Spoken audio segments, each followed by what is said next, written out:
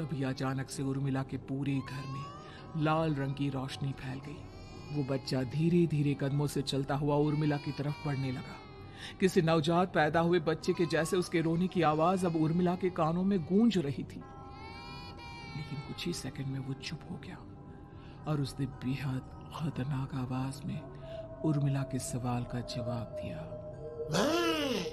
मैं वो हूँ जो अब तक पैदा नहीं हुआ, लेकिन जब मैं पैदा हो जाऊंगा तो वो होगा जो अब तक कभी नहीं हुआ। ये क्या कहना चाहते हो तुम? ऐसा क्या हुआ जो अब तक नहीं हुआ? तबाही होगी, तबाही। सब कुछ खत्म हो जाएगा और ये जो लड़की मुझे जन्म देने वाली है, मैं उसका खून पी जाऊंगा, सारा खून। उस बच्चे की बात सुनते ही उर्मिला बुरी तरह घबरा गई। उसका एक बुजुर्ग आदमी जैसा शरीर, एक नवजात बच्चे जैसा चेहरा, ये दोनों ही बातें उर्मिला की समझ से बाहर थी। तभी वो बच्चा अचानक गायब हो गया। घर का माहौल फिर से पहले जैसा हो गया। लाल रंग की रोशनी भी अब गायब हो चुकी थी। उर्मिला दौड़कर शालिनी के कमरे में पहुंची, जहां वो गहरी नींद में सोई हुई थी, पर उसके गले का ताबीज गायब हो चुका था। उठो उठो शालिनी, उठो बेटा, मुझे तुमसे जरूरी बात करनी है। अरे चाची, क्या हुआ? इतनी रात को आप परेशान क्यों कर रही हैं? सब ठीक है ना? अभी जब तुम सो रही थी ना, तो मैंने तुम्हारे गले में एक ताबीज पहनाया था। कहाँ गया बेटा, बताओ मुझे। शालिनी ने चारों तरफ अपनी नजरें घुमाकर देखा, लेकिन वहां पर कोई ताबीज नहीं था। वह हैरानी से उर्मिला के चेहरे की तरफ देखने लगी। उसे समझ में नहीं आ रहा था कि आखिर उर्मिला किस ताबीज के बारे में बात कर रही थी। नहीं चाची, यहाँ कोई ताबीज नहीं है। लगता है आपने कोई बुरा सपना देखा है। मैंने कोई बुरा सपना नहीं देखा। खैर छोड़ो, तुम अब सो जाओ, कल सुबह बात करते हैं। डर और घबराहट की वजह से उर्मिला की आंखों से नींद तो जैसे बिल्कुल गायब हो गई थी। अगली सुबह उर्मिला बिना कोई देर किए गांव के बाहर एक छोटी सी झोपड़ी में रहने वाले बूढ़े पंडित के पास पहुंची। पंडित जी, मेरी मदद कीजिए। अरे आओ आओ उर्मिला, क्या हुआ? सब ठीक तो है ना? क्या बताओ पंडित जी, बहुत बड़ी मुसीबत है। मेरी दूर की एक रिश्तेदार लड़की पेट से है और उसके साथ बहुत डरावनी चीजें हो रही है। कल रात को तो एक अजीब सा दिखने वाला बच्चा मेरी आंखों के सामने आकर खड़ा हो गया था। ये तुम क्या कह रही हो? मुझे साफ साफ बताओ कि आखिर तुमने क्या देखा? उर्मिला ने अपने साथ हुई बीती रात की पूरी घटना पंडित जी को बताई, जिसे सुन पंडित जी के माथे पर चिंता की लकीरें उभर आई। अनर्थ होने वाला है, अनर्थ। बरसों पहले भी उस हैवान ने एक लड़की के पेट से जन्म लिया था और उसके बाद उस शहर को पूरी तरह से तबाह कर दिया। कैसी विपदा पंडित जी, कैसे बात कर रहे हैं आप? बताइए मुझे, और इसका उपाय क्या है? इसका उपाय तो है, लेकिन बहुत कठिन है। हो सकता है कि उस उपाय को करने के दौरान तुम्हारी जान भी चली जाए। मुझे मेरी जान की कोई परवाह नहीं, पर आप जिस तबाही के बारे में बात कर रहे हैं, बस वो नहीं होनी चाहिए। लाखों लोगों की जान बचाने के लिए मैं कुछ भी करूंगी। तो ठीक है, मेरी बात ध्यान से सुनो। बरसों पहले एक भयानक तांत्रिक ने अपनी तंत्र क्रिया के जरिए एक मासूम लड़की के साथ रिश्ता बनाकर उसके पेट से जन्म लिया था। इस तरह से वो अपने जैसे लोगों की संख्या इस दुनिया में बढ़ाना चाहता था। आपके कहने का मतलब है कि शालिनी के पेट से भी उस शैतान को जन्म लेना है, इसलिए उसने उसके साथ ये सब किया है। ठीक पहचाना तुमने। अब मैं तुम्हें एक ऐसा सिंदूर दूंगा जिसे तुम्हें ले जाकर उस लड़की के पेट पर लगाना होगा। क्या ऐसा करने से सब कुछ ठीक हो जाएगा? नहीं उर्मिला, ये सब इतना आसान नहीं। उस लड़की के पेट पर सिंदूर लगाने के बाद तुम्हें उसका पेट काटकर उस हैवान को बाहर निकालना होगा। नहीं पंडित जी, मैं ये सब नहीं कर सकती। मैं भला एक जिंदा लड़की के पेट को अपने हाथों से कैसे काट सकती हूँ?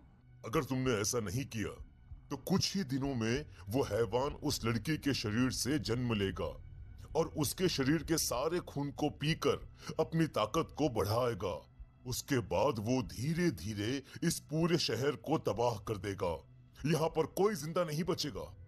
लेकिन अगर मैं उसके पेट को काट दूंगी तो क्या वो जिंदा बच पाएगी?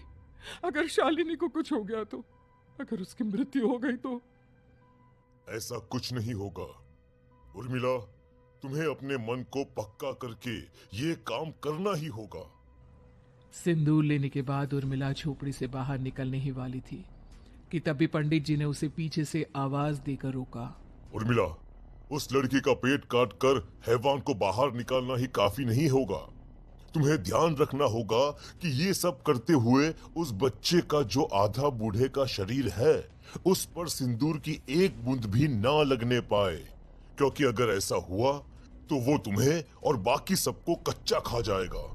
पंडित जी की बात सुन उर्मिला की आंखें फटी रह गई और उसके शरीर में डर की लहर दौड़ गई। फिर भी उसने हिम्मत की। ठीक है पंडित जी, मैं पूरी कोशिश करूंगी कि मैं उस हैवान को वहीं के वहीं खत्म कर पाऊं। इसके बाद उर्मिला तेज कदमों के साथ घर वापस आती है। दिन बीतता है, रात का अंधेरा छाने लगता है। शालिनी खाना खाकर सोने चली जाती है और उर्मिला लगातार उसके गहरी नींद में सो जाने का इंतजार करने लगती है, जिसके बाद उर्मिला दबे कदमों से शालिनी के कमरे में पहुंच गई। मुझे ये करना ही होगा। अब उर्मिला ने धीरे धीरे शालिनी के पीठ पर पंडित जी का दिया सिंदूर लगाना शुरू किया। उर्मिला के हाथ बुरी तरह से कांप रहे थे। उसके एक हाथ में चाकू था जिससे वो पेट काटने वाली थी। उर्मिला ने एक नजर शालिनी के चेहरे की तरफ देखा और फिर डरते हुए उसके पीठ पर चाकू चलाना शुरू किया। कमाल है, मैं इसका पेट काट रही हूं और ये आराम से सो रही है। इससे दर्द नहीं हो रहा क्या?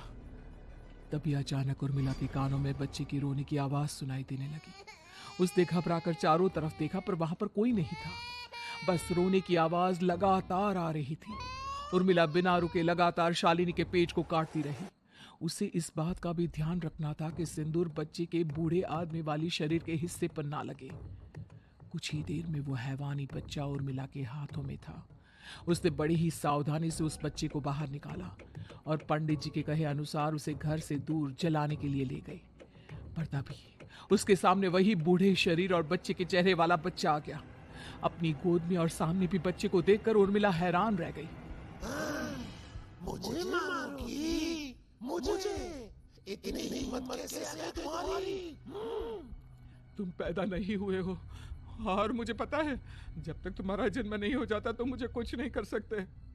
इतना बोलते ही उर्मिला तुरंत उस बच्चे को घास के ढेर पर फेंककर उसमें आग लगा देती है, जिसके तुरंत बाद वो बूढ़े आदमी के शरीर और बच्चे के चेहरे वाला अजीब तांत्रिक का भूत भी वहां से गायब हो जाता है। कुछ देर बाद उर्मिला घर पहुंचती है तो वो ये देखकर हैरान रह जाती है कि शालिनी का पेट अपने आप जुड़ चुका था।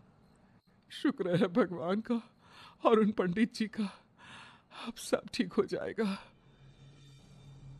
सुबह शालिनी सोकर उठती है तो अपना पेट देख पूरी तरह घबरा जाती है। चाची, चाची ये सब क्या हो गया? मेरा पेट अचानक कम कैसे हो गया? मेरा बच्चा कहाँ गया चाची? बेटी, वो बच्चा नहीं, एक खतरनाक तांत्रिक था जो तुम्हारी कोख से जन्म लेकर सबको मार देना चाहता था। वो पैदा होते ही तुम्हारी जान भी ले लेता, इसलिए मैंने पंडित जी के बताए उपाय से उसका खात्मा कर दिया है। अब सब ठीक है। शालिनी को उर्मिला की बात समझ में नहीं आती, जिसके बाद शालिनी को पूरी बात उर्मिला आराम से समझाती है। अब वो दोनों ही भगवान का शुक्र अदा करती हैं और एक साथ रहने लगती हैं।